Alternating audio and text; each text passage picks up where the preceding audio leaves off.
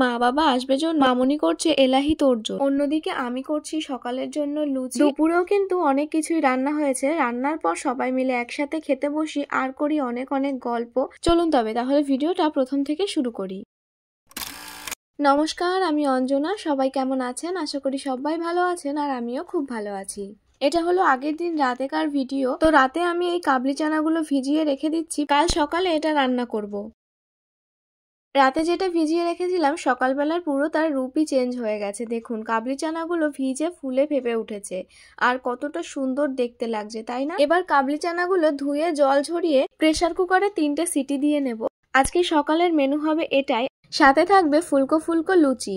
তো আজকে সকালের মেন রেসিপি হলো কাবলি চানা আর হচ্ছে লুচি, এই দুটোই রান্না করা হবে আর এটা দিয়েই আমাদের ব্রেকফাস্ট হবে বাঙালির মতে জল খাবার। আসলে আজ আমার বাবা মা ভাই বোন আসবে আমাদের এই বাড়িতে, মানে আমার শ্বশুর বাড়িতে।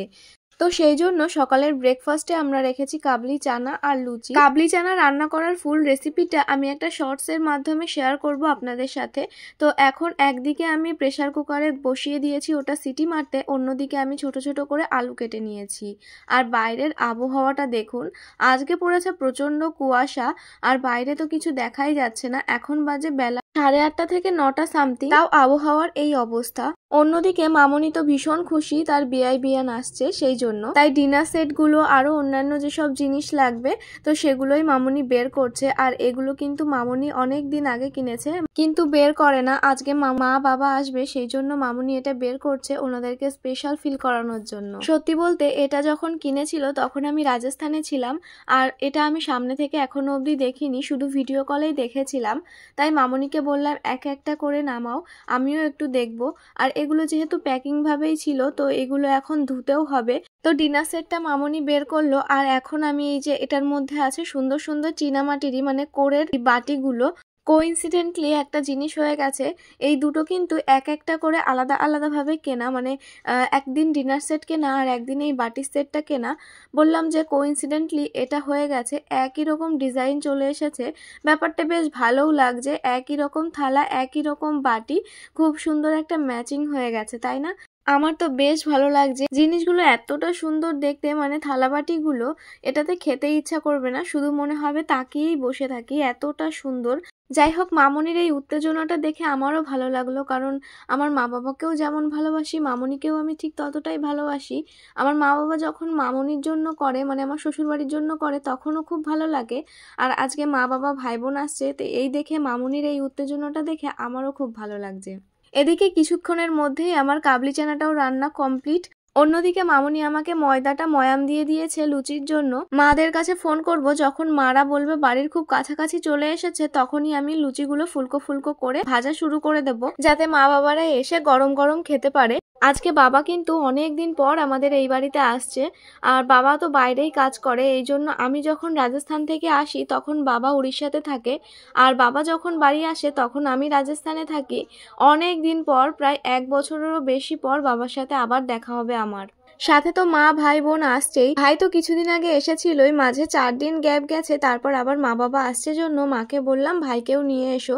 আর আমার ভাই তো ছোট, ও একা থাকতেও পারবে না সারাটা দিন বাড়িতে। যাই হোক, ওদেরকে ফোন করলাম, মা বাবা বলল খুব কাছাকাছি চলে এসেছে, তাই আমিও লুচি বেলে ফুলকো ফুলকো করে লুচিগুলো ভেজে নিচ্ছি। অন্যদিকে তো আমার কাবলি চানা রান্না হয়েই গেছে।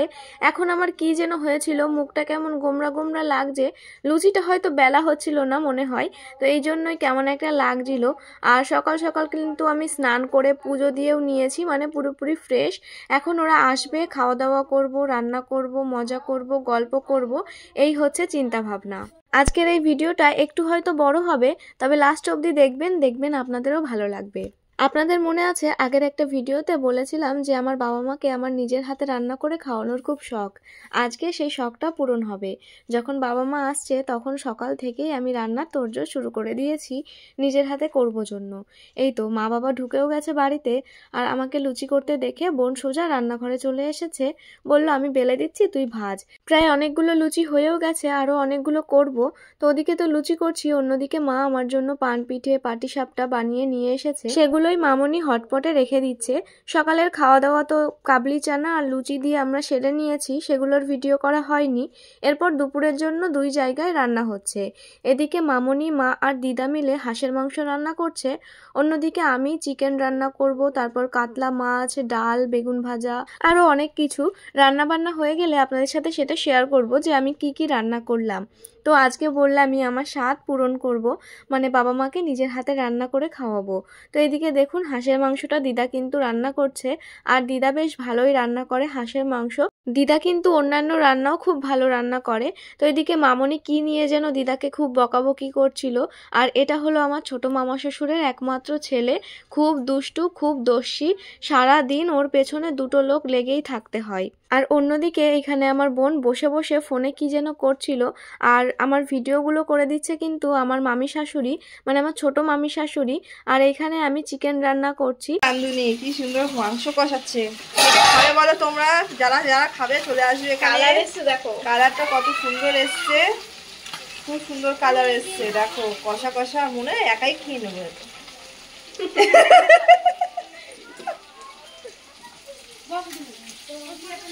ও মাছ, একটু কম ভাজা হয়েছে। আর এখানে কাতলা মাছও ভাজছিলাম। প্রথমে যে মাছগুলো ভেজেছি সেখান থেকে 2টো মাছ না প্রায় একটু হালকা ভাজা হয়েছে, তো ভাবলাম যে ওই 2-3টে মাছও আমি একটুখানি আবার করে ভেজে দিই। আর অন্যদিকে যে চিকেন কষাটা হচ্ছে সেখান থেকেও এই 3টে মাছ কড়াইতে দিয়ে আমি সবার জন্য চিকেন কষা তুলবো। চিকেন রান্না হবে আর কষা মাংস খাওয়া হবে না, এটা কি কখনো সম্ভব? সবাই এদিকে রান্না বান্নার মধ্যে রয়েছে, কেউ বসে বসে গল্প করছে, কেউ খাওয়া দাওয়া করছে। অন্যদিকে আমার ভাই দেখুন এখানে পুজো দিতে চলে এসেছে। পুজো বলতে আমার গপুকে এখন খেতে দেবে। চলুন এবার দেখাই কি কি রান্না হয়েছে। এখানে রয়েছে লম্বা লম্বা করে বেগুন ভাজা, কাতলা কালিয়া, এখানে রয়েছে চিকেন, আর এটা হলো হাঁসের মাংস, এটা হলো আমের চাটনি, আর রয়েছে পাঁপড়। এই হাঁসের মাংসটা কিন্তু দিদা রান্না করেছে, আর দিদাকে আমি বলেছি আজকে দেখি তোমার হাঁসের রান্না ভালো হয় নাকি আমার চিকেন রান্না ভালো হয়। এই নিয়েই 2 সতীনের মধ্যে হচ্ছিল কম্পিটিশন। তো এরপর সবাইকে খেতে বসিয়ে দিলাম। এখানে আমার 2 মামা শ্বশুর, মানে আমার মামা শ্বশুর হচ্ছে এই যে বড় যেই মোটা করে লোকটা, উনি হলো আমার বড় মামা শ্বশুর, আর পাশে রয়েছে তারই বন্ধু। আর ওই সাইডে বসেছে আমার বাবা, আর তার পাশে রয়েছে দিদা, মানে মামনির মা। তো আমার বাবা মা আসছে দেখে মামনিও দিদাদের বাড়ি সবাইকে নেমন্তন্ন করেছিল যাতে সবাই মিলে সুন্দর একটা সময় কাটাতে পারি। তো এইদিকে তো সবাই খাওয়া দাওয়া করছে, আর ওইদিকে আমি আর আমার মা সব বেড়ে গুছিয়ে দিচ্ছিলাম, আর মামনি এদিকে সার্ভ করছিল। এনাদের খাওয়া হয়ে গেলে তারপর আমরা সবাই মিলে বসে পড়লাম বারান্দায় নিচেতে। আমাদের টেবিলটা যেহেতু ছোট, 4 জন ছাড়া বসা যায় না, সেই জন্য আমরা ভাবলাম 2বার বসতে হবে টেবিলে, আর খেতে তো একটু টাইম লাগবেই, তাই আমরা 6 জন মিলেই নিচে বসে পড়েছি। আর তো সবার খাওয়া হয়ে গেছে, ছোট মামি প্রথমেই ভাইকে খাইয়ে দিয়েছে, তারপর দিদা, আমার বাবা, আমার বড় মামা শ্বশুরের বন্ধু, তারা তো সবাই টেবিলে খেয়ে নিল, আপনারা দেখলেনই। এরপর আমরা 6 জন মিলে, মানে আমার বোন, আমি, ভাই, ছোট মামি, আমার মা আর আমার মামুনি বারান্দার মেঝেতে বসে পড়েছি। একদিকে হচ্ছে খাওয়া দাওয়া, অন্যদিকে হচ্ছে ফাজলামি। আসলে মামনি থালা হাতে করে নিয়ে খাচ্ছিল। মামনি তো মোটা মানুষ, এই জন্য ওই নিচু হয়ে খেতে পারে না। তো আমি বলেছি মামনি তুমি একটু সময়ের জন্য মেঝেতে রেখে খাও, কারণ ভিডিও অন করেছি। যখনই বলেছি আমি ভিডিও অন করেছি, মামনি তো পাগল হয়ে গেছে, রাজস্থানী বউদের মতো মাথায় 1 হাত ঘোমটা দিয়ে এখন ভাত খাচ্ছে। অবস্থা দেখেছেন, ওই যে কর্নারের ওই মানুষটা। অন্যদিকে আমার মা শাড়ির আঁচল ধরে টানছে, বলছে না মুখটা দেখাও, কিচ্ছু হবে না। এই নিয়েই চলছে অন্য লেভেলের একটা হাসাহাসি। যাই হোক, সত্যিই কিন্তু রাজস্থানী বউরা এরকম 1 হাত লম্বা ঘোমটা কেটে ভাত খায়, মানে ভাত তো ওনারা বেশি খায় না, রুটিই খায়। তো ওনারা যে কিভাবে খায় আর তাদের পেট কি ভরে কি না ভরে, এটাই আমার অবুঝ মনের প্রশ্ন।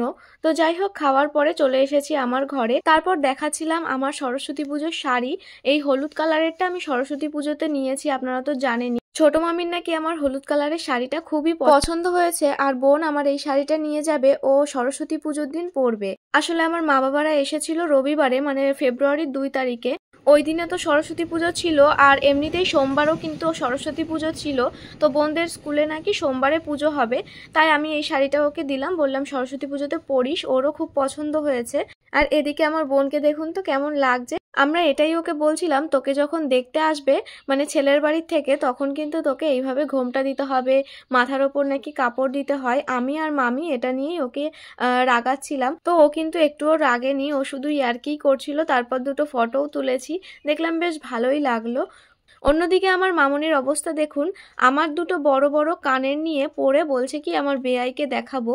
তো আমার বাবা বাইরে ওই যে বসে আছে, আর মামনি পড়ে ওটা দেখাতে গেছে, বারবার শুধু পড়ে যাচ্ছিল, দুইবার টেক নিয়েও হয়নি। তারপর আমরা একটু মাঠে ঘুরতে আসি। তো এই দেখুন আমার বোনকে দিচ্ছিলাম স্যাড ভিডিও করে, যখনই ওর সামনে ক্যামেরাটা আনছি হেসে উড়িয়ে দিচ্ছে। প্রথম টেকে হয়নি, তারপর নিলাম দ্বিতীয় টেক। তো এইবার দেখি হয় কি না হয়। চারিদিকের পরিবেশটাও কিন্তু খুব সুন্দর মাঠের মধ্যে। ওইখান দিয়ে কিন্তু আগের দিন আমরা ভিডিও করতে এসেছিলাম আমি আর মামনি। তো এইবারও হলো না, দেখুন ক্যামেরাটা সামনে আনা মাত্রই ও হেসে উড়িয়ে দিয়েছে। এই সহ্য হয় বলুন তো? সন্ধ্যাও প্রায় লেগে গেছে, টোটোওয়ালাকে ফোন করা হয়েছে, টোটোওয়ালা নিতে আসবে। আর মারাও এখন বেরিয়ে পড়বে, আর দিদারাও কিন্তু বেরিয়ে পড়বে। সারাটা দিন আমরা একা একা থাকি, আমি, মামনি আর ছোট্টু। আজকে যখন মা বাবা ভাই বোন তারপর মামার বাড়ির থেকেও সবাই এসেছিল, বাড়িটা পুরো জমজমাট হয়েছিল। এখন এরা সবাই চলে যাচ্ছে, আবার বাড়িটা ফাঁকা হয়ে যাচ্ছে। কি আর করা যাবে, যেতে তো হবেই। আর এখন সবার মুখে হাসি দেখতে পাচ্ছেন, কিন্তু আমার ভাই, মা, বাবা সবার মনে কিন্তু খুব কষ্ট হচ্ছিল। বোনেরও কষ্ট হচ্ছিল, আমারও কষ্ট হচ্ছিল। তবে আমি একটু হাসি হাসি মুখ করে রেখেছিলাম, জানি আমি কেঁদে দিলেই আমার মা কেঁদে দেবে। তারপরও অনেকটা শক্ত হয়েছিলাম। এখন সবাই বেরিয়ে পড়ছে, তাই প্রথমে মন্দিরে একটু প্রণাম করে তারপর যাবে। জানেন তো আমার গপু আমাদের বাড়িতে আসার পর বাবা এই প্রথম গপুকে দেখলো। তো বাবা এখন গপুকে দেখছে, আর অন্যান্য যে দেবতারা ঠাকুররাও আছে তাদেরকেও বাবা প্রণাম করে নিল, সাথে সবাই প্রণাম করলো। ওই দেখুন আমার গপু বসে আছে। আর একটু সময় পর ওর রাতের খাওয়া হয়ে গেলে তারপর ওকে আমার ঘরে নিয়ে ঘুম পাড়িয়ে দেব। তো ও সারাটা দিন মন্দিরেই থাকে, তারপর রাতের বেলায় আমার রুমে ওকে ঘুম পাড়িয়ে দিই। এই দেখুন এইখানে টোটোওয়ালাও চলে এসেছে, এখন সবাই টোটোতে বসে পড়বে। টোটোতে করে স্টেশন অবধি যাবে, তারপর স্টেশন থেকে ট্রেন করে চলে যাবে বাড়িতে। তো এখানে দেখেছেন আমার মায়ের চোখ মুখ, কেঁদে দেবে দেবে ভাব। আসলে মনে সবসময় সবার পড়ে, কিন্তু ওই দূরে থাকলে না অতটা মন খারাপ হয় না। তবে যখনই কাছাকাছি আসে আপন মানুষগুলো, তখনই আবার মায়ায় পড়ে যায়। আবার যখন ছেড়ে যেতে হয় তখন আবার সবার কষ্ট হয়। তো এখন সবাই টোটোতে করে চলে যাবে, আর টোটো হলো একটাই, লোক হয়ে গেছে ছোট বাচ্চাদের মিলে 7 জন। এবার কে কোথায় বসবে সেটাই এখন দেখাদেখি হচ্ছিল। আর মা এখনই খুব ইমোশনাল হয়ে পড়ে, খুব কান্নাকাটি করে। আর মায়ের কান্না দেখে আমিও কেঁদে পড়ি, মামনিও কেঁদে পড়ে। সবটা মিলিয়ে একটা ইমোশনাল সিন হয়ে যায়, যেটা ক্যামেরায় না দেখালেও চলবে। চলুন তবে আজকের মতো ভিডিওটা এই অবধিই, দেখা হবে পরের ভিডিওতে। সবাই ভালো থাকবেন, বাই।